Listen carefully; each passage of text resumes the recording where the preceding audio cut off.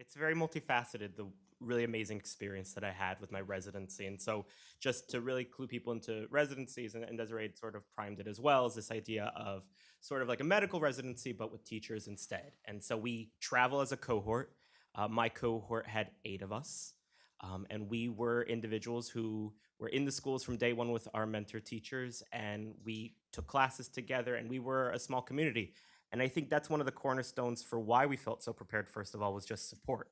This idea that we knew people that we identified with, we were always placed with them. So they would try to put us in pairs or trios in schools so that when we were placed, we had familiar faces that we could rely on as resources.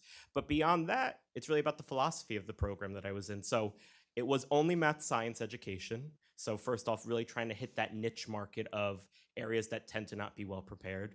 But on top of it, actually, just to elaborate on that, giving the sense of changing also the way you teach science. So it becomes inquiry driven, it becomes student centric. This idea, this paradigm shift of you are no longer instructing students about rote memorization, but you are trying to put the ownership with the students as well. And then on top of it, we were also trained in having social justice in our classroom. And that caters in both directions, not only for the students, where you're really trying to foster democratic policies or processes in the classroom, but on top of it, for why I stay, right? I stay to advocate for them. I was learning how to really be a social advocate on behalf of them. And so, when they were trying to turn our school into a turnover program that would see us have longer days for a very small stipend, uh, we felt this was not in the needs of our students. And many of us within our cohort spearheaded this response to not permitting this, because we're there for the students, we're there for the communities, the stakeholders that are most valuable are them. And then, just to go back full circle back to how the residency further caters support, is we also have induction.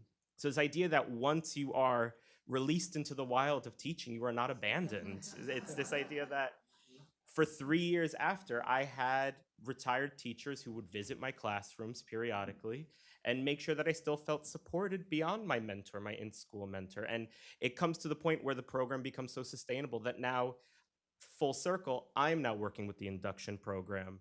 Uh, so I'm entering my 6th year now.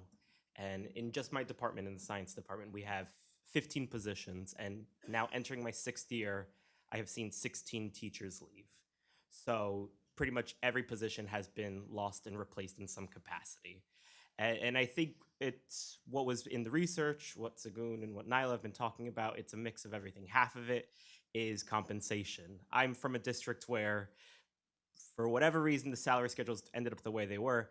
Many teachers who are earning masters actually earn less money for the same steps as teachers who have bachelors, which is a whole other fun side story.